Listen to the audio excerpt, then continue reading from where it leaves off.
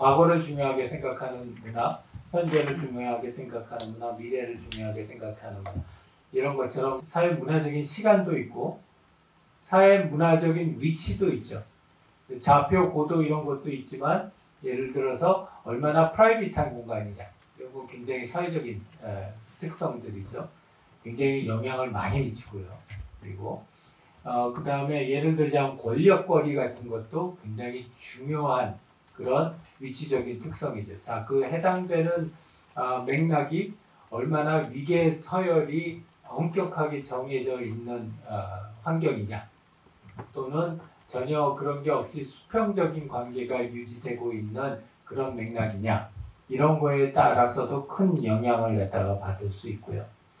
기타 사회문화적 현상으로 뭐 계층 구조라든지 업무 분담이 어떻게 됐냐든지 권력이 어떻게 분배되어 있다든지 표준이 얼마나 명확하냐든지 또는 불확실성을 회피하고자 하는 성향이 얼마나 크냐든지 이러한 다양한 형태의 사회문화적 요인들이 우리의 사용 경우에 영향을 미칩니다. 자, 얘네들은 어떻게 우리가 모델링하나? 일반적으로 이런 형태로 해서 모델링 하는데 역시 개별 모형과 통합 모형이 있어요.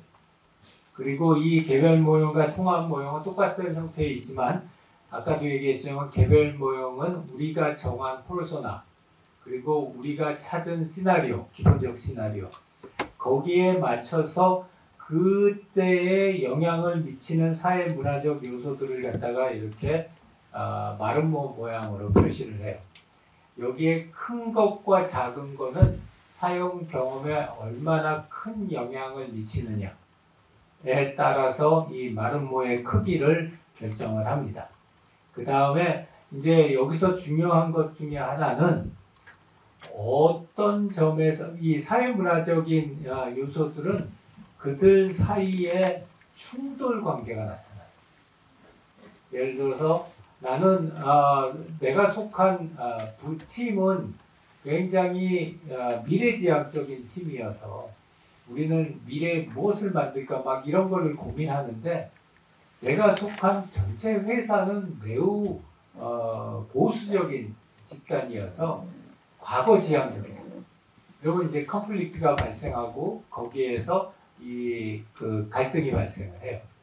그래서 보통은 그런 갈등을 번개 모양으로 표시를 해요.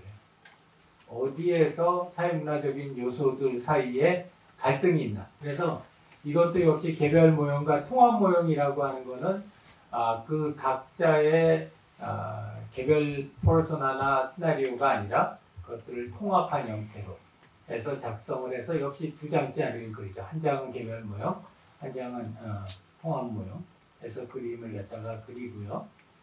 마지막으로 세 번째는 기술적인 맥락인데 기술적인 맥락 같은 경우에 두 가지를 본다고 그랬죠.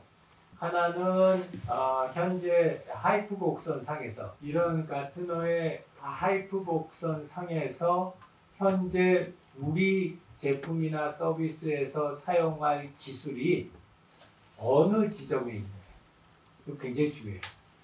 대부분 우리 막 매스컴에 주목을 받고 이럴 때는 요 위에 있을 때 그러다가 급격하게 떨어져서 이 밑으로 떨어져서 실망기가 오고 그 다음에 다시 그 실망기가 회복을 갖다 가져가는데 현재 우리가 쓰려고 하는 기술 또는 현재 우리의 경쟁 업체들이 사용하고 있는 기술 그런 기술들이 이 하이프 곡선상에서 어디에 위치하고 있느냐. 근데 우리가 기술을 하나만 쓰는 게 아니잖아요. 여러 가지 기술들을 사용할 텐데 그러면 그런 각각의 기술들이 이 하이프 곡선상에서 표시가 됩니다. 예를 들어서 우리가 음성인식 기술하고 그 다음에 음성 합성 기술하고 그 다음에 음성 변조 기술 요 세 가지를 쓰겠다 라고 하면은 여기에 있는 그 곡선상에서 예를 들어서 음성 합성은 많이 됐으니까 한 여기쯤 왔다. 음성 변조는 더 많이 됐으니까 한 여기쯤 왔다. 그리고 음성 인식은 아직 택도 없으니까 한 요 정도에 있다.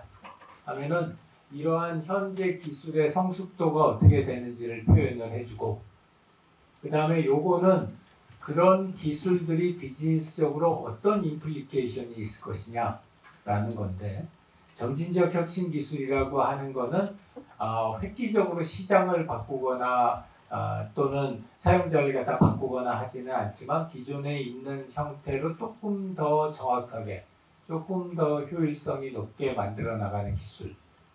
여기에 있는 가격 파괴적 기술은 기존의 것보다 더 좋은 건 아닌데 기존의 것보다 가격을 갖다 훨씬 더 낮춰서 그 사람들이 기존에는 경제적인 것 때문에 못 사용하던 사람들이 사용하게 되는 거고, 샤오미 대표적인 케이스죠.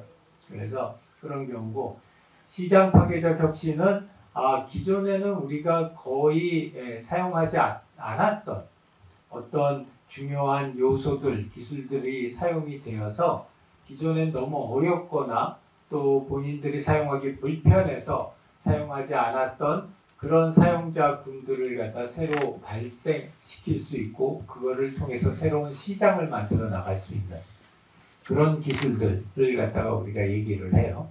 그래서 이제 기술 혁신적 맥락 모형을 위해서는 우리가 현재 기존의 경쟁자들이나 또는 우리가 앞에서 이해관계자 분석을 하면서 만들어 놨던 키 컨셉들을 갖다 대상으로 해서 봤었을 때 우리가 사용하는 기술은 어떤 기술을 사용할 거다.